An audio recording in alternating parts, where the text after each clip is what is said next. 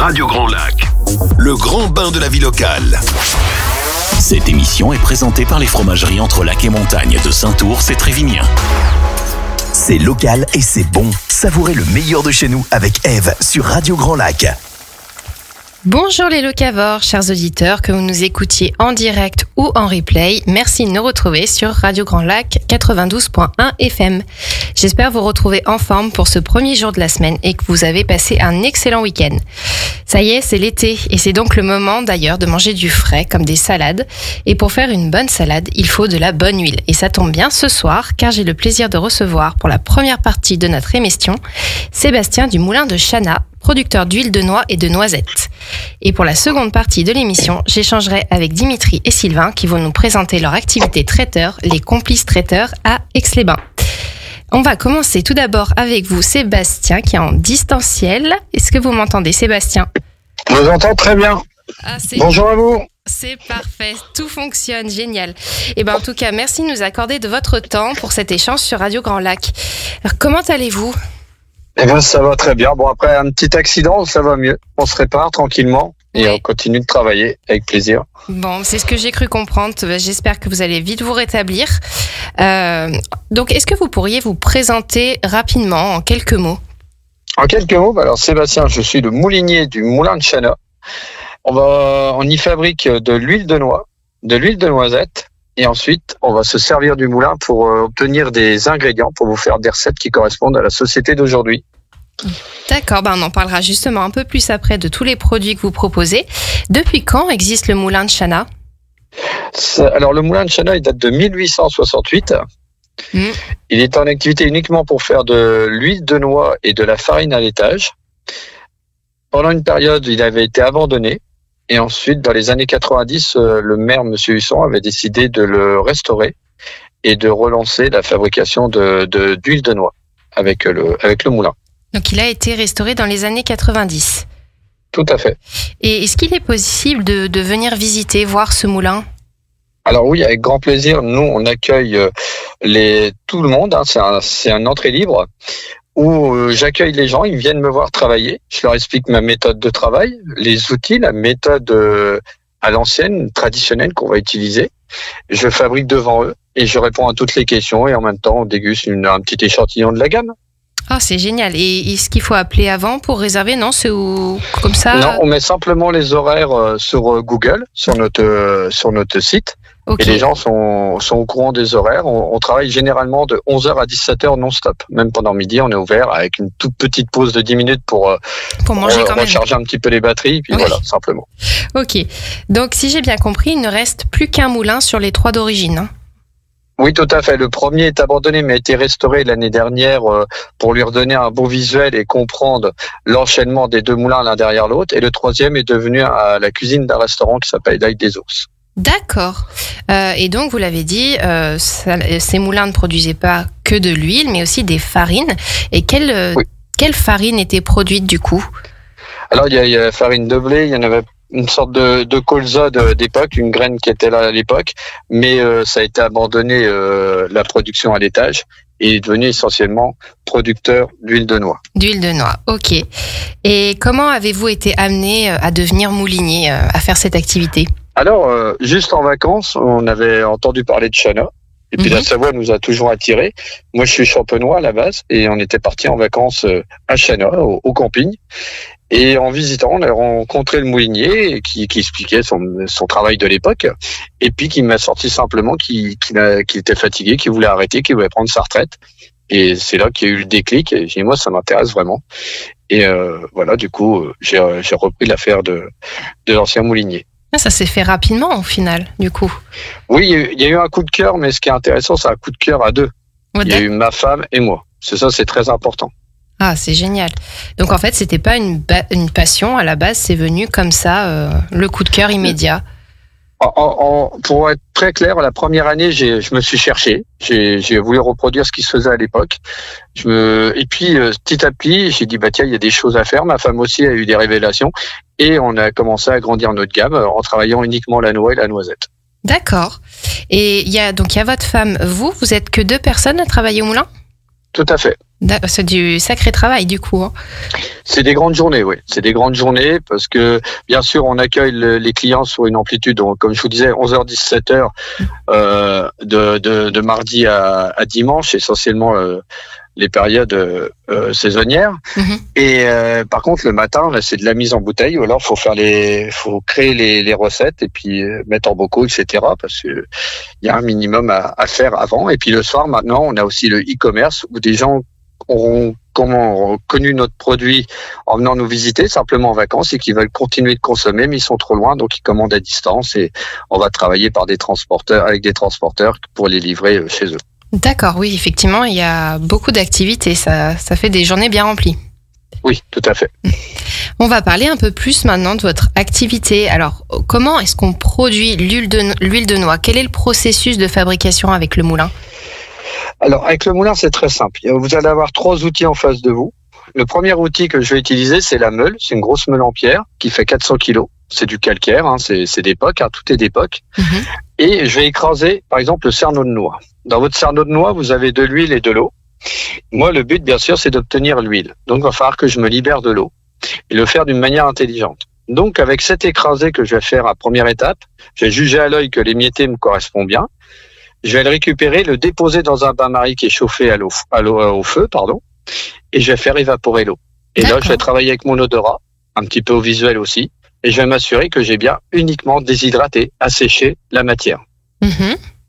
Donc là, j'ai retiré l'eau. Ce qui me restera à faire, c'est de passer à la 3e étape qui est la presse, qui date aussi de 1868 et que je mets en fonction devant vous. C'est un système de pompe à eau en circuit fermé et on va faire la pression, on va pousser avec de l'eau pour créer une pression de 300 tonnes et faire sortir de l'huile. D'accord. Et ça dure combien de temps tout ce processus? Je ne vous ai pas entendu, excusez-moi. Ça dure combien de temps de faire tout ce processus? Alors, le temps, je peux pas le donner. Moi, ce que je dis aux gens qui viennent me visiter, ma montre, je la pose en arrivant. Moi, ce qui compte, c'est le résultat de l'étape. Il doit être impeccable. D'accord. Je suis là pour faire de la qualité. On achète de la qualité française. Je ne veux pas la négliger. Je veux faire de la qualité. D'accord. Je vais travailler sur la présentation, le parfum, le goût et la contenance de l'huile. Ça, c'est très important. Il faut qu'il y ait toutes les vertus de la noix dedans. Alors, ça peut aller quand toutes les bonnes conditions sont là, c'est-à-dire le taux d'humidité dans le fruit qui est correct, la météo qui va bien, le feu qui va bien. En démarrant 1h15 après, je peux avoir l'huile. 1h15, ça donne une idée. On va dire que c'est... En gros, voilà, quand tout va bien. Quand tout va bien. Pas au démarrage, quand j'arrive et que mon feu, que le bain-marie est froid, là, ça prend déjà 50 minutes pour faire chauffer le bain-marie. En attendant, je fais mes écrasés. Mais quand tout va bien, que je fais, par exemple, on appelle ça du travail à façon, surtout en mars et avril, c'est ce que je vais faire. Je vais accueillir des particuliers pour leur faire leur huile à eux. Ils vont payer que mon travail à façon. Eux, je vais leur dire, venez vers 13h30. Je sais que mon bain-marie est bien chaud. Et là, je vais pouvoir faire leur huile en quasiment 1h15. Et après, ils auront leur huile. D'accord. Après leur arrivée. Ok. Donc, le travail à façon, on en parlera justement un peu après. C'était une de mes questions. Et donc, tout ce travail, tout ce processus que vous faites, c'est le métier de moulinier. Donc, c'est un métier assez ancien, je suppose. Oui, c'est un métier assez ancien. On n'est plus beaucoup à le faire, mais je me rends compte qu'il y a un intérêt par la jeunesse. De plus en plus, il y a des gens qui s'intéressent au métier. Et je vois, je pense que très rapidement, si je voulais, je pourrais donner ma passion à un jeune, parce que je me rends compte qu'il y a des trentenaires qui sont très intéressés par ce métier. Et dernièrement, j'ai même été visité par une école suisse alors c'est des meuniers qui sont venus nous visiter, mais dont un qui est très intéressé par le métier de moulinier. Ah, oui, c'est bien, ça donne un espoir pour que le métier perdure. Après, on a un rôle très important, c'est de savoir transmettre. Il ne faudra pas hésiter à donner les informations, à bien guider. Et quand on fait ça, généralement, les jeunes accrochent et eux, ils vont avoir des nouvelles idées pour travailler. C'est sûr et certain. Il ne faut pas qu'on perde ce savoir-faire, en tout cas. Non, il faut partager. Et alors, pour être dans un peu plus technique, quand on achète de l'huile, généralement, on voit la pression à froid. Donc, est-ce que vous pourriez nous réexpliquer ce que c'est que la pression à froid? La pression à froid, c'est-à-dire que vous avez toutes les vertus du fruit dans votre huile. C'est-à-dire que, par exemple, dans la noix, il y a des oméga 3, et je vais les retrouver. Le but, c'est quand je vais travailler dans mon déshydraté, c'est ce que je vous disais tout à l'heure, je le fais chauffer pour faire évaporer l'eau, simplement. Je ne pars pas du tout en cuisson. Et là, en pression, première pression à froid. Moi, j'en fais qu'une, je fais une montée. Je sors une huile très claire, pas marron, donc ça veut bien dire qu'il n'y a pas eu de cuisson.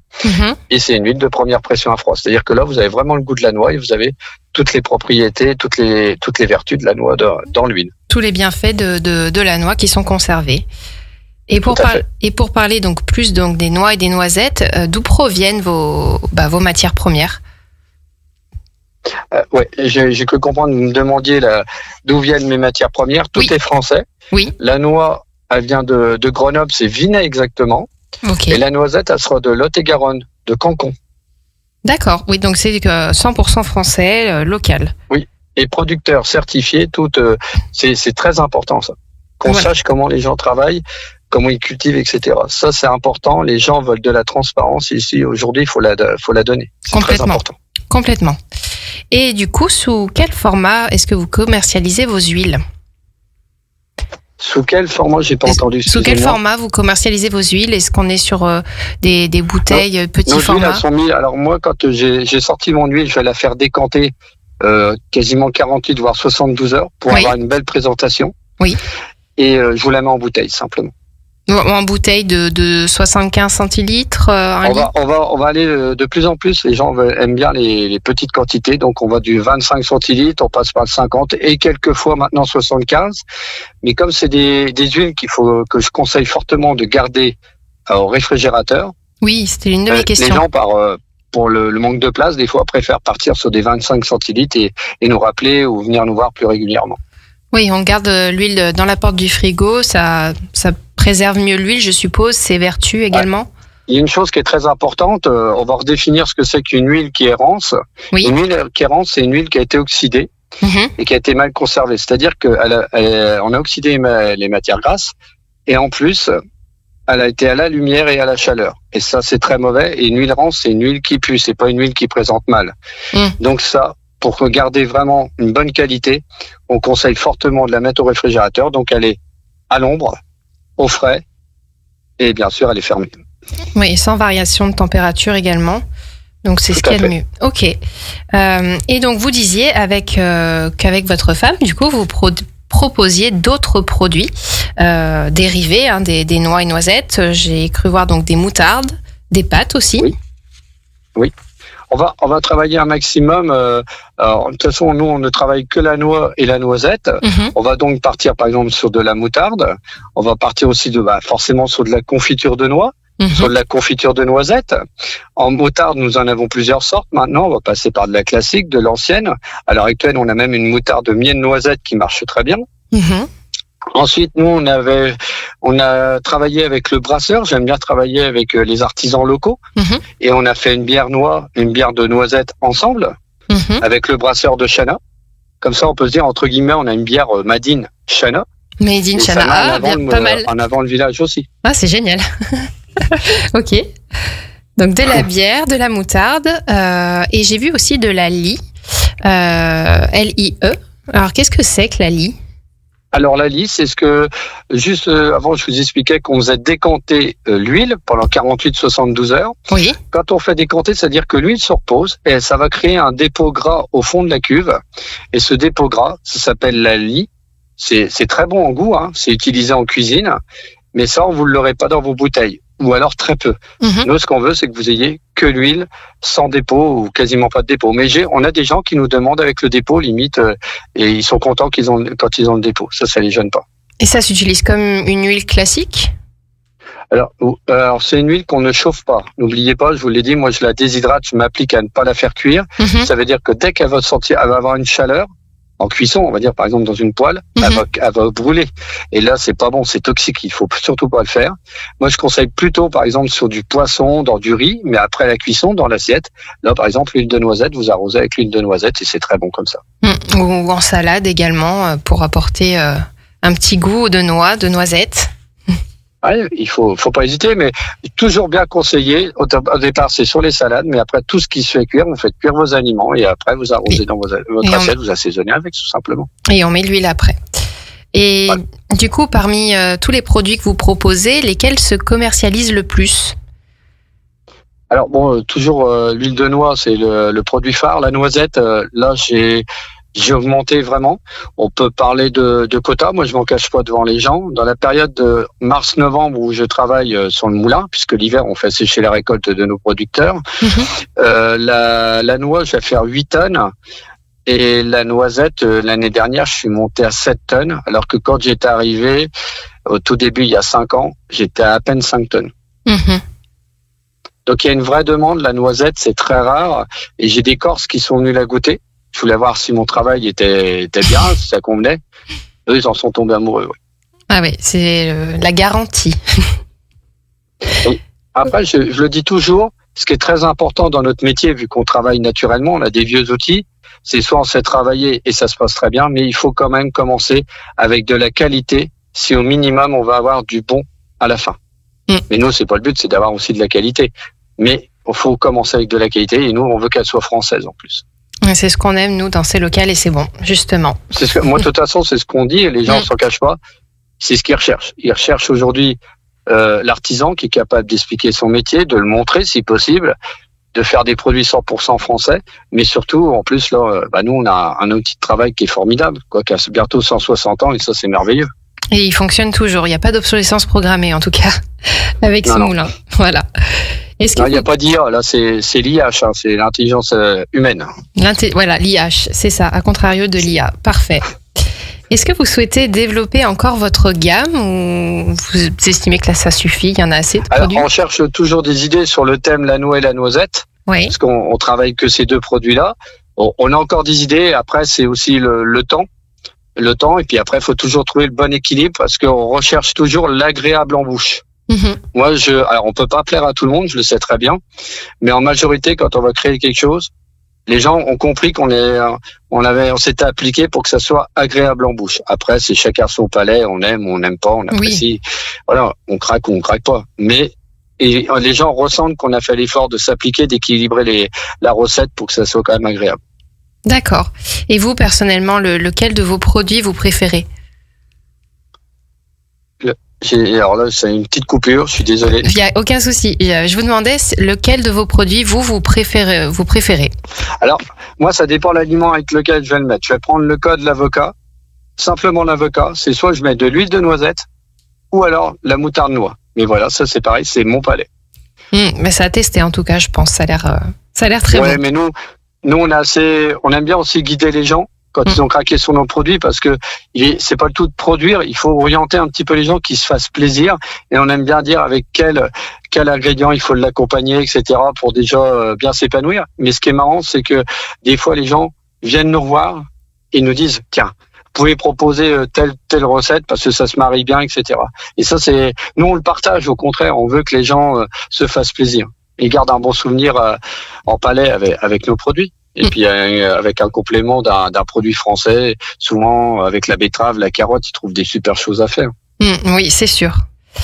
Alors vous en parliez un petit peu plus tôt du travail à façon. Donc comment est-ce que on procède pour avoir du coup notre huile de noix? Alors pour procéder, c'est très simple. Ce que je vais demander, c'est que les personnes qui ont récolté leur noix, ils m'appellent uniquement s'ils ont un minimum de 15 kilos de cerneau. Parce que dans une presse, moi je fais une pressée, c'est entre 15 et 20 kilos dans une pressée. Et je demande que les noix soient bien sèches. Donc ils vont m'appeler au mois de février et on prend des rendez-vous sur mars et avril. Avant, parce que je ferai ma production, mais je m'arrêterai pour les accueillir. Et on fera une pressée rien que pour eux. Ils repartiront avec leur huile à eux. Ils me payeront juste mon travail à façon. Donc minimum 15 kilos, donc des noix bien sèches. Voilà, récolté en février, et on prend contact avec vous sur mars-avril. Si je récapitule. En mois de février, ils nous appellent. On est là pour prendre faire la prise de rendez-vous. À chaque fois, on le redit bien, vos cerneaux sont bien secs, 15 kilos de cerneaux minimum. Et là, généralement, alors après, on peut parler de rendement. Généralement, sur de la noix, on est à du 2 points, c'est-à-dire 2 kilos de cerneaux de noix, vous avez 1 litre d'huile. Donc, on dit bien aux gens, si vous venez avec 15-20 kilos, prévoyez un bidon de minimum 10 litres. Pour ramener votre huile. Minimum 10 litres. Mais il me semble que vous en proposez également à la vente dans votre boutique au cas où. Oui, toujours. Nous, on est là. On veut pas que les gens soient coincés simplement et fait de la route, parce qu'on a des gens qui viennent de loin, quand même, de plus en plus. Et nous, voilà, on a tout au cas où pour que les gens, quand même, repartent avec leur huile sans problème, que ça soit pas complexe à faire un aller-retour plus tard ou qu'on fasse un envoi. Ce serait dommage. Après, on procède aussi d'une autre manière si les gens ne sont pas disponibles, parce que des gens travaillent aussi, ils peuvent pas se rendre aux heures de rendez-vous. Je leur propose de me les déposer et quand je leur ai fait leur huile, ils viennent la récupérer. D'accord. Et est-ce que vous pouvez nous donner une indication de prix ? Une indication de tarif, en fait, pour... En tarif, en moyenne, sur une pressée, on est à 80 € tout compris. 80 € tout compris, ok. Et est-ce que le travail à façon, c'est quelque chose que vous avez toujours voulu faire dès le début ou c'est venu après avec le temps, cette idée ? Travail à façon se faisait déjà un petit peu avant. D'accord. Mais moi, ce que j'aime bien, c'est on sent qu'on rend service aux gens. Ils viennent et puis généralement ils redécouvrent ce métier. C'est marrant, on a l'impression que les gens, on les fait replonger un petit peu en enfance. Ils retrouvent quelque chose de leur passé. En plus d'avoir une bonne huile, c'est un aspect un peu nostalgique du procédé. Et puis la fierté d'avoir dit j'ai passé quelques heures à éplucher mes noix et puis résultat voilà, je repars avec mon huile, je la partage. Souvent je sais que les gens c'est pour faire des cadeaux. Ils vont offrir leur huile. Ils s'en gardent un petit peu pour eux, mais quand ils repartent avec 10 litres, ils vont pas consommer les 10 litres dans l'année. Ils vont partager, ils vont faire des cadeaux en fin d'année à leurs amis. C'est une super idée, c'est moi qui ai épluché les noix, je les fais faire mon huile. Il y a une fierté, c'est son noyer. C'est une très bonne idée de cadeau original en tout cas. Donc chers auditeurs, si vous cherchez un cadeau original, faut pas hésiter.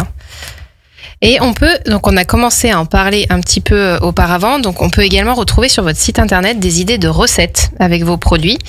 Est-ce qu'il y a comme ça spontanément une suggestion de recette que vous voulez faire à nos auditeurs ? Une suggestion de recette, moi souvent, alors en ce moment il fait très chaud. Nous, ce qu'on aime bien se faire avec ma femme, c'est simplement on se fait des salades. Donc, il y a de la salade verte, il y a de la carotte. On arrive à trouver un peu de betterave, des œufs et de l'avocat. Et là, c'est simplement, on y met soit de la moutarde, noix, noisette suivant ce qu'on aime, ou alors on arrose d'huile de noisette dessus.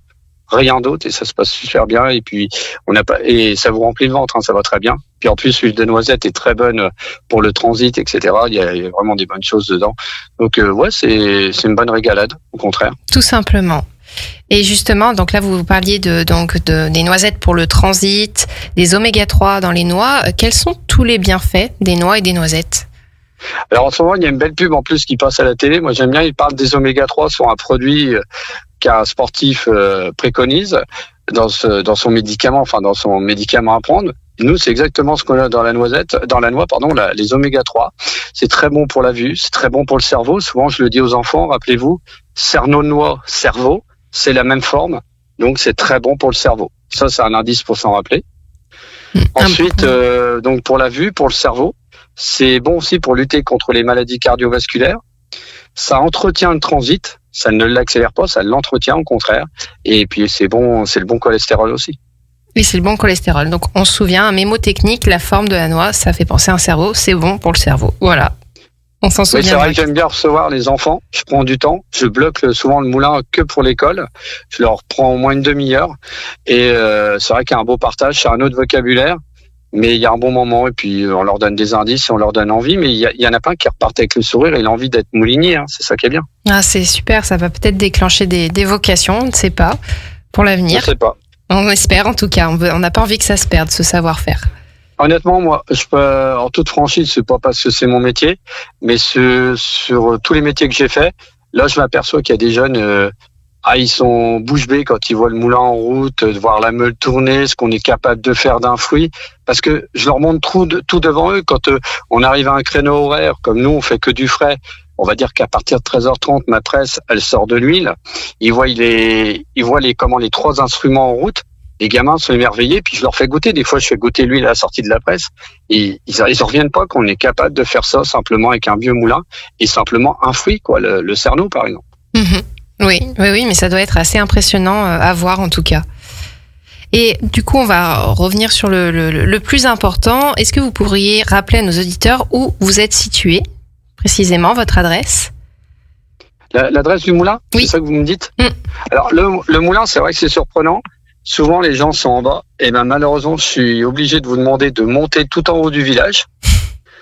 Donc il faut suivre la direction du restaurant L'Ail des Ours. Et on est au-dessus de L'Ail des Ours, parce que ça c'était le 3e. Moi je suis le 2e, le seul moulin en activité. On est en haut du village de Chana. En haut du village, donc il faut grimper un petit peu. Ok. Oui. Et donc Alors l'histoire, elle est simple. Si je peux me permettre, allez-y. Pourquoi on a fait le moulin en haut du village? C'était pour trouver une source et avoir un seul sens de courant. Parce que si on s'était mis à l'époque sur le canal, on n'avait pas l'écluse comme aujourd'hui, on avait 2 sens de courant et pour faire tourner la roue, c'était pas l'idéal. D'accord, donc ceci explique cela. Ok. Pourquoi le moulin est en haut? En tout cas, ça se mérite l'huile. Maintenant, il faut grimper un petit peu. Et donc, vos horaires d'ouverture, donc 11h, 17h, quasiment non-stop, ce que vous aviez dit, oui. Du mardi au dimanche. De toute façon, dans tous les cas, si vous avez un doute, on le dit toujours, appelez-nous ou consultez Google. Nous, on met les horaires en temps réel. On a eu l'exemple la semaine dernière où j'ai fait une petite chute, il a fallu que j'aille vite rapidement aux urgences. On l'a tout de suite signalé sur Google. Nous, on joue le jeu. On veut que les gens soient informés en temps réel et on prévient la maison de Chana qui, elle, fait pareil, circuler l'information pour éviter de vous faire monter la côte qui est quand même assez dure. Mm-hmm. Mais voilà, on veut pas que les gens soient déçus en arrivant. Au contraire, voilà, on vient, on sait que c'est ouvert et on se fait plaisir, on partage ensemble un moment.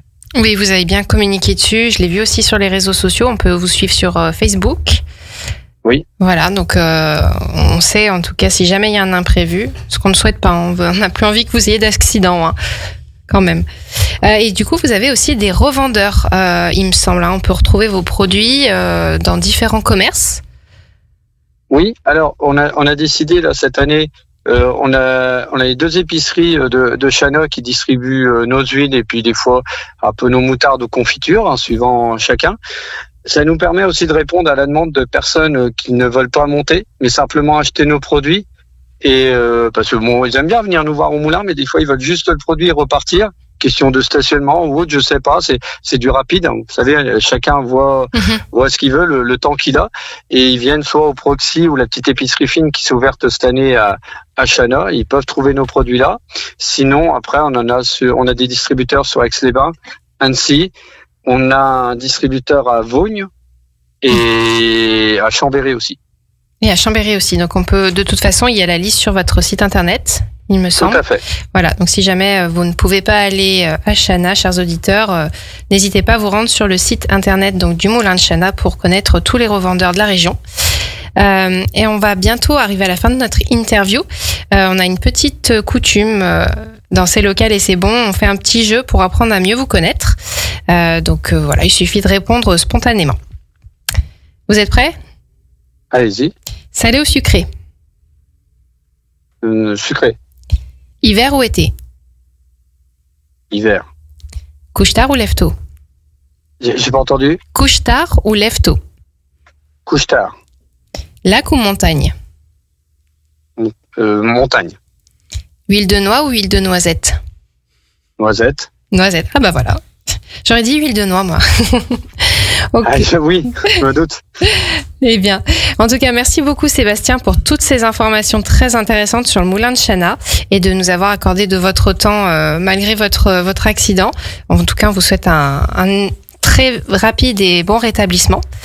En tout cas, chers auditeurs, si vous passez par le superbe village de Chana, qui est magnifique, arrêtez-vous au moulin. Hein. Au-delà de ces délicieux produits, il s'agit d'un lieu magnifique, chargé d'histoire, à visiter absolument. Et aussi pour découvrir le métier de moulinier. Et donc maintenant, il est temps de faire une petite pause musicale. Chers auditeurs, au revoir Sébastien, à très bientôt j'espère.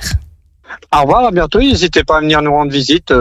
On est présent et on est prêt à vous accueillir et à partager. Et ben voilà, faut pas hésiter en tout cas. Restez à l'écoute, chers auditeurs. Hein, après une petite courte pause musicale, j'aurai le plaisir donc d'échanger avec Dimitri et Sylvain qui vont nous présenter les complices traiteurs. À tout de suite. Votre radio au cœur du territoire. C'est Radio Grand Lac. Cette émission est présentée par les fromageries Entre Lac et Montagne de Saint-Ours et Trévignien. C'est local et c'est bon. Savourez le meilleur de chez nous avec Eve sur Radio Grand Lac. Et bon retour parmi nous sur Radio Grand Lac 92.1 FM. Pour les retardataires, dans la première partie de notre émission, on a pu échanger avec Sébastien Moulinier au Moulin de Chana. Si vous cherchez de l'excellente huile de noix ou huile de noisette, vous savez où vous rendre. Et pour cette seconde partie de l'émission, j'ai le plaisir de recevoir les complices traiteurs, représentés par Dimitri et Sylvain. Bonsoir à tous les deux. Bonsoir. Bonsoir. Comment allez-vous ? Ma foi, ça va pas trop mal. Content d'être ici. Content d'être ici. Là, j'imagine que vous êtes sur les chapeaux de roue en ce moment. C'est la haute saison. C'est la saison qui démarre fort, oui, en effet. Bah, tant mieux, hein, c'est ce qu'on vous souhaite. En tout cas, donc, vous ne connaissiez pas Radio Grand Lac. En tout cas, vous n'étiez jamais venu dans nos studios jusqu'à présent. Non, on n'était jamais venu alors qu'on est voisins, donc c'est sympa de nous inviter. Eh ben, c'est un grand plaisir pour moi de vous accueillir ce soir. Donc, est-ce que vous pourriez chacun à votre tour vous présenter en quelques mots et nous retracer vos parcours respectifs ? Bah oui, bien sûr, avec plaisir. Du coup, moi, je suis Sylvain, donc pâtissier de formation depuis l'âge de mes 16 ans. Pâtissier boutique principalement. J'ai beaucoup voyagé, beaucoup promené en France et un peu à l'étranger. Et après, je me suis un peu orienté vers le traiteur depuis une dizaine d'années. Donc, et là, j'ai appris en fait sur le tas toute la cuisine, on va dire, toute la partie salée que je maîtrisais pas énormément. Donc voilà, bien progressé là-dedans. Puis voilà, et puis l'envie de créer plein de recettes rigolotes et voilà. De vous lancer dans votre propre activité avec un compagnon. Exactement. Et qui est moi, Dimitri. Donc, moi, j'ai un parcours moins dans la restauration, mais dans l'agriculture de manière générale. Et puis, j'ai eu un élevage d'escargots sur le Montcel pendant 6 ans. Et en parallèle, je travaillais en extra chez un traiteur avec Sylvain, justement. Et c'est comme ça qu'on a appris à travailler ensemble et à mieux se connaître, puisque je travaillais avec Sylvain ou Sylvain travaillait avec moi. Donc voilà. Et puis, beaucoup de bases communes, beaucoup d'idées communes et l'envie de prendre notre envol tous les deux pour créer quelque chose à notre image. Créer votre entreprise. Et j'imagine que votre capacité à travailler ensemble efficacement, ça a donné le nom Les Complices, j'imagine. Entre autres, oui. C'est le mot qui nous correspondait bien. Et puis, au fur et à mesure du temps, même si on est une jeune entreprise, on se rend compte que cette complicité, elle est vraiment de nous, mais aussi avec nos fournisseurs, nos clients. Et en fait, c'est vraiment le mot qui résumait tout, en fait. Voilà, c'est le mot qui résumait tout. Donc, la complicité. Et vous avez toujours été passionnés de cuisine, l'un et l'autre, ou c'est venu avec le temps ? Oui, moi j'ai toujours baigné dedans en fait. Alors du coup, depuis tout petit, moi plus le côté sucré au départ, mais ouais depuis toujours, ouais. Moi après plus de distance que Sylvain encore, mais j'ai des oncles qui sont cuisiniers. Quand j'ai toujours eu ça dans un coin de la tête aussi, et puis sur la partie escargot justement, c'est quelque chose qui me tentait de pouvoir transformer les escargots, les cuisiner et les vendre prêts à manger. Et c'est là encore une fois où avec Sylvain on a bossé ensemble en labo et quand il a fallu inventer des recettes, on n'était pas trop mauvais là. Et depuis quand ça existe du coup, les Complices traiteurs ? C'est tout récent, hein, il me semble. Les Complices, c'est tout neuf, parce que du coup, la société existe depuis début février. Ah donc, oui. Voilà, donc tout neuf. Donc on a trouvé un local donc avenue Saint-Simon. Donc de là, il a fallu créer notre cuisine. Donc avec Dimitri et puis un peu la famille et amis aux alentours, on a créé une cuisine professionnelle dans cette boîte. Et du coup, voilà, on a attaqué à produire réellement début mars. Et pourquoi avoir choisi Aix-les-Bains ? Vous êtes d'originaire d'ici ou pas du tout ? Comment c'est venu ? Alors, non, pas vraiment. Après, on habite tous les deux au Montcel, donc on est voisins. Oui. C'est juste à côté. Et ensuite, on cherchait un endroit où s'installer. En fait, déjà, c'est la première des choses. Oui. Et puis, par le hasard, un jour, Sylvain passe avenue Saint-Simon et puis il voit ce nouveau bâtiment dans l'entreprise Vincent Cacciator.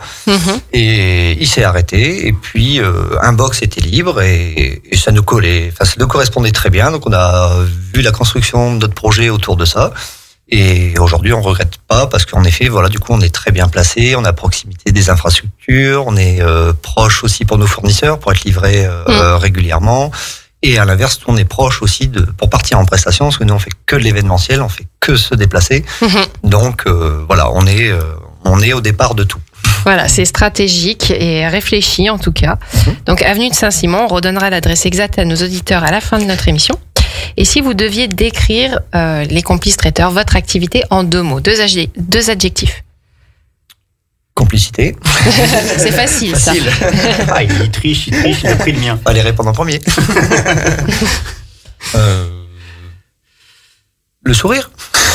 La bonne humeur. En tout cas, ça, on le voit tout de suite. C'est vrai. Et donc, vous êtes que tous les deux à travailler au sein des complices, pour le moment. Voilà, on est tous les deux. Et si vous deviez nous donner vos valeurs, qu'est-ce qui vous anime au quotidien? Qu'est-ce qui vous anime? Il y en a beaucoup. Il y en a beaucoup. Non, nous, ce qui nous parle, c'est vraiment la qualité de notre travail et on adore ça, je crois. Même le travail en lui-même, on adore ça, je crois. Déjà. Et puis surtout aussi, nous, vraiment le fond de ce qu'on fait, c'est vraiment le sur-mesure. En fait, on n'a pas de carte. En fait, quand les clients nous appellent ou nous contactent pour un événement, quel qu'il soit, on est quasiment obligé de les appeler, ça c'est sûr, mais aussi de les rencontrer. Et c'est quand on les rencontre, en fait, qu'on arrive à tailler en fait un devis, plutôt une proposition par rapport à ce qu'ils veulent, en fait, ce qu'ils attendent de nous, en fait. Et nous, on essaie de moduler tout ça pour arriver en fait sur un terrain d'entente, on va dire, où on est tous d'accord sur le menu, le prix, etc. Et à partir de ce moment-là, on a fait un sur-mesure complet et voilà. Voilà, donc à retenir du sur-mesure de qualité et avec de la bonne humeur. Donc, que de l'événementiel. Donc, quel type d'événement vous occupez-vous? J'imagine des mariages, des événements professionnels aussi peut-être. Ouais, c'est ça en fait. Voilà, on est sur l'événement pur événementiel comme on pense, mariage, baptême, mais aussi fête de famille en privé, des petites réceptions du dimanche midi en famille. Enfin, c'est vrai qu'on peut être très très large sur les propositions, quoi. Et vous proposez des menus complets de l'entrée au dessert, j'imagine, quand même. Et oui. Voilà. Et vous faites donc du sur-mesure et vous proposez donc des formules à l'assiette et des buffets également, peut-être? Oui, voilà, on propose des braseros, des planchas, des buffets, des buffets froids, des buffets chauds, des cocktails, des cocktails apéritifs, des petits cocktails entre amis, des gros. Vous faites tout. Des goûters aussi dernièrement. Ah, des goûters. Des goûters, tout ce qu'on peut nous demander et qui est dans nos cordes.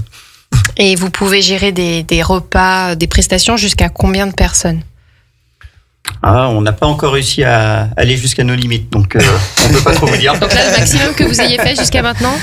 Non, on était sur des mariages 150 personnes, 150 personnes. Après, c'est vrai qu'on est tout seul à travailler chez les complices, mais on aime bien les appeler comme ça. C'est les complices des complices. C'est c'est nos extras. C'est toute notre équipe d'extras qu'on prend en ponctuel justement quand on a des gros événements qu'on peut pas assurer avec Dim juste à deux. Donc on a des personnes qui travaillent avec nous et qu'on prend sur la partie production sur la partie service. Sur la partie service, vous proposez aussi une prestation service pour les événements. C'est bon à savoir aussi. Ok. Et quelle est l'étendue de votre territoire d'intervention? Là, pareil, il n'y a pas de limite. Partout on nous appelle. Je m'imagine que si on vous appelle en Bretagne, vous allez peut-être pas y aller. Après, pourquoi pas? Tout dépend de l'événement.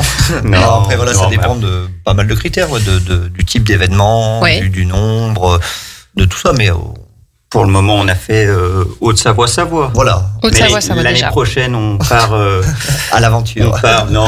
On va jusqu'en Isère quand même l'année prochaine. Ah, quand même. C'est pas trop loin encore. Non, on reste dans le coin quand même. Bon, très bien. Et on va parler un peu plus matières premières. Est-ce que vous travaillez avec des produits de saison? Principalement. Mais essentiellement. Vous fournissez du coup auprès de producteurs locaux, pas que, en fonction du volume. Voilà, c'est ça. C'est surtout auprès de fournisseurs, mais souvent qui eux-mêmes se fournissent au moins français. Après, on a forcément, par rapport à la diversité des offres qu'on peut avoir et proposer, on peut aussi élargir justement cette... pas que à la France, il y a des produits qu'on ne trouve pas qu'en France. Ah bah non, oui. aussi. Et puis voilà, des fois par le volume. Après, on tend à vouloir travailler en local, notamment, je pense, sur la partie pâtes, gnocchi, etc. On travaille avec le plaisir des pâtes à Saint-Offenge, par exemple. Le plaisir des pâtes à Sainte-Offrange. Ok. Voilà. Oui, et justement, j'allais vous poser la question quel type de plat vous proposez en ce moment. Alors, j'ai vu votre dernier réel avec des gnocchis partis. Hein, j'ai jamais vu ça. C'est ça. Il faut goûter aussi. Ça a l'air bien bon avec du parmesan. C'est excellent. Voilà, ça c'est une chose qu'on propose. Ouais, c'est des gnocchis frais qu'on fait revenir à la poêle, enfin légèrement grillés avant, qu'on crème. Et après, on fait fondre dans la meule de parmesan, qu'on sert à nos convives. Et puis, on fait une sélection de pesto aussi, des petits pignons de pain torréfiés à rajouter dessus, même des petits oignons grillés, là. C'est ça. Oui, c'est assez original. J'avais jamais vu ça. N'hésitez pas à vous rendre sur leur page Instagram. Vous voyez directement dans la meule de parmesan les gnocchis qui sont nappés donc de fromage. Ça donne vraiment envie. Et quel autre plat vous proposez en ce moment si jamais on vient vous voir, voilà, qu'est-ce que vous nous proposez spontanément? En plat, non, on n'a pas trop de plats, parce que du coup, vu qu'on est très très à la carte, on s'adaptera. Mais ce qu'on aime bien en ce moment, c'est les braseros. C'est vrai que les braseros, ça parle bien, ça nous correspond vraiment, parce que du coup, la complicité, là, on l'a à 100% autour. L'idée, c'est qu'on fait griller en direct et les gens picorent avec nous directement sur le brasero. Ça se termine souvent comme ça. Et c'est vrai que c'est le côté vraiment très très convivial du brasero. C'est vrai que ça nous parle bien. Ça nous parle bien, parce qu'en plus on peut faire une multitude de choses dessus. Donc en fait, on peut varier poisson, viande, légumes, tout. Et là, ça laisse libre recours à beaucoup de choses. C'est ça. On peut bien s'amuser dans la création là. Voilà, ouais. Ça peut répondre effectivement à différents goûts aussi. Exactement. Et donc, est-ce qu'il y a donc le brasero, c'est ce qui marche bien, c'est ce qui est le plus demandé, le brasero en ce moment, ou vous avez vraiment un truc qui est tout le temps demandé? Le brasero, parce que c'est plutôt de saison et comme ça se fait en extérieur, c'est plus pratique forcément.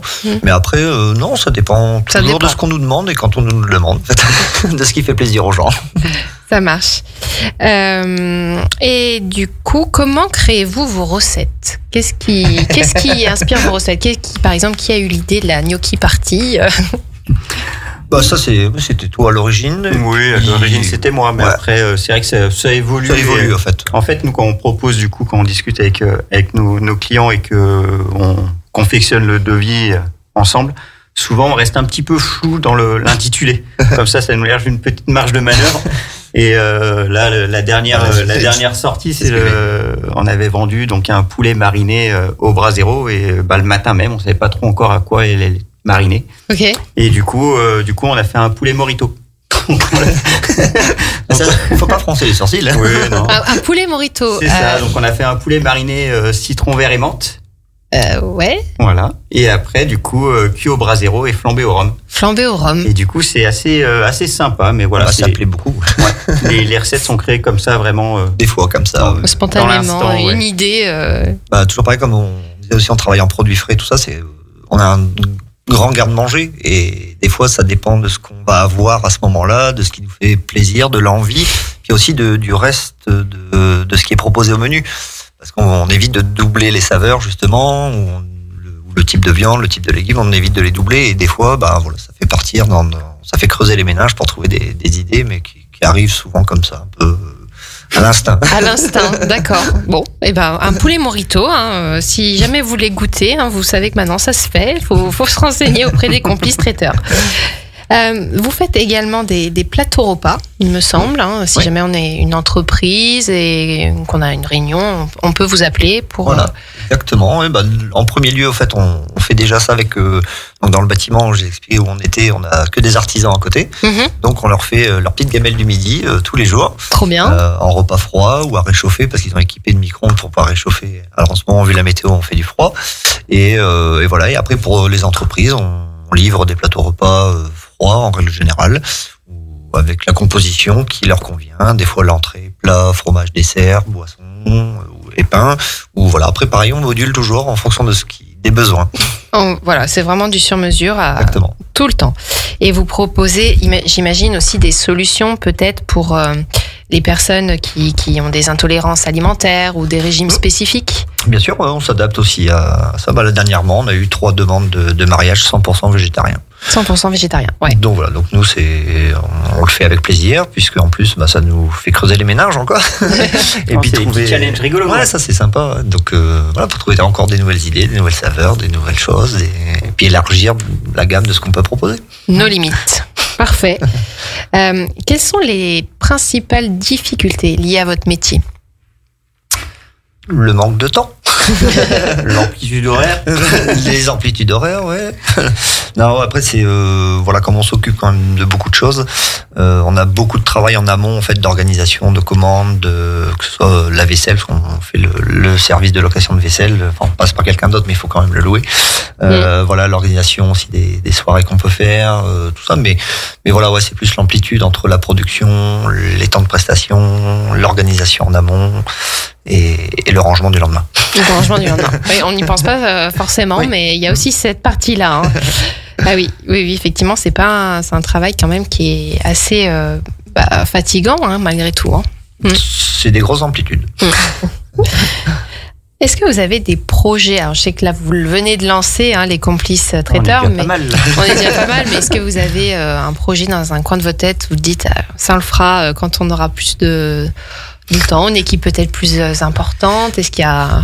Enfin, moi perso, pas pour le moment. Mais on va déjà continuer à assurer bien ce qu'on fait là et l'améliorer encore. Et puis il y a encore une idée qui va mûrir, certainement, comme les recettes. Comme les recettes. Mais pour le moment, non, 100% les complices. Ouais, pour l'instant, on se concentre là-dessus. C'est bien, il faut déjà commencer par là. Bien, on maintient la qualité des prestations, toujours du sur-mesure, c'est déjà pas mal. Est-ce que vous avez une anecdote à raconter à nos auditeurs sur l'organisation d'un événement, quelque chose de farfelu qu'on vous a demandé, ou encore plus farfelu que le poulet au morito? Non.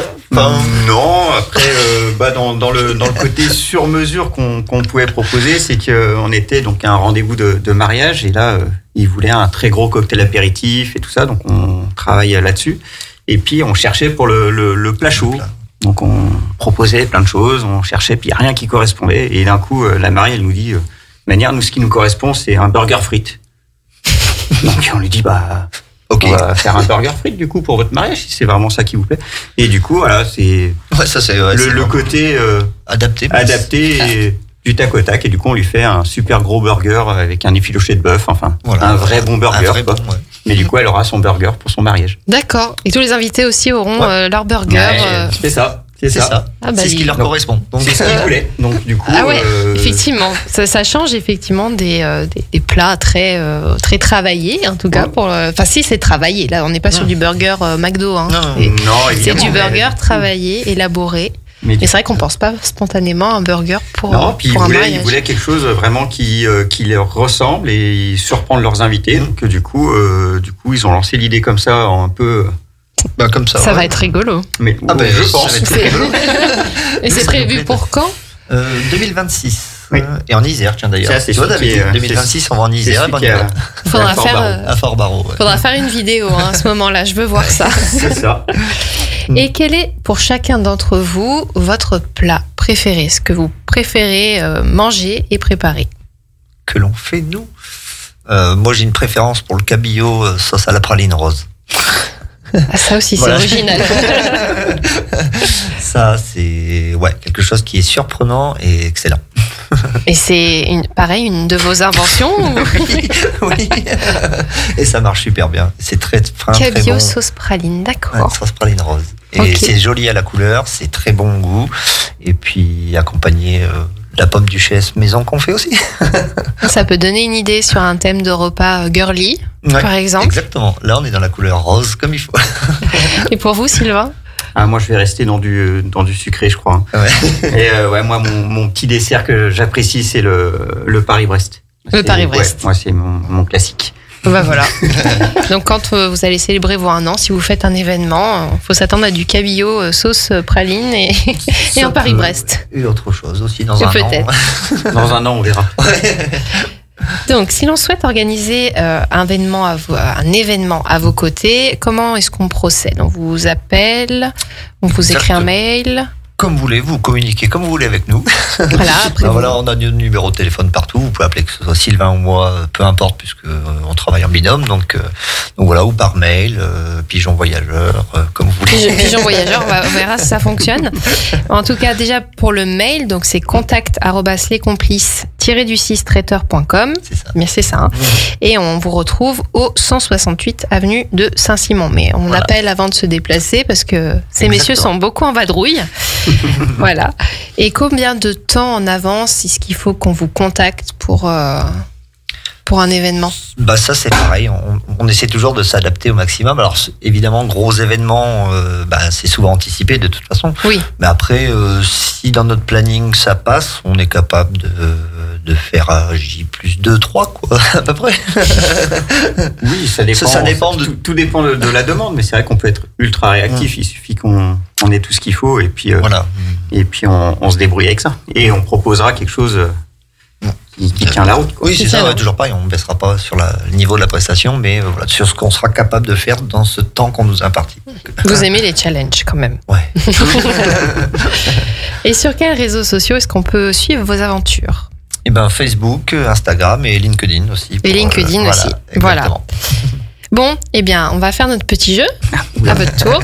Bon, ça va être facile. Oui, Sylvain, je sais. Voilà. Donc, salé sucré pour Sylvain. Voilà. Il commence à bien me faire aimer le sucré quand même. Ouais. Donc on est sur sucré. Ok. Buffet ou à l'assiette? Buffet. Joli buffet, ouais. Un joli buffet. Hiver ou été? Printemps. Vous avez le droit, je prends quand même. Non, je vais être moins pénible, moi. Été. Couche tard ou lève tôt? On est obligé de faire les deux. Les deux, ouais, j'en étais sûre. Lac ou montagne? Lac. Ah, lac aussi. Lac aussi. Frité ou chocolaté?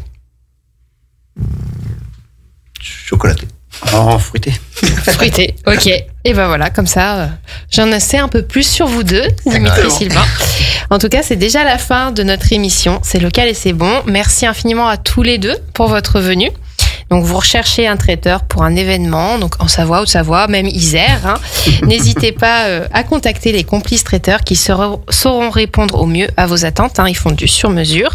N'hésitez pas à vous rendre sur leur site, leurs réseaux sociaux pour suivre toutes leurs actualités. Et quant à moi, je vous retrouverai à la rentrée avec de nouvelles rencontres gourmandes, si je puis dire, et locales. N'oubliez pas de suivre les pages donc sur Facebook, Instagram de Radio Grand Lac et de C'est local et c'est bon pour connaître toutes les prochaines émissions. Merci chers auditeurs de Radio Grand Lac 92.1 pour votre fidélité. Très belle soirée. Je vous souhaite également de très bonnes vacances et à très bientôt sur Radio Grand Lac.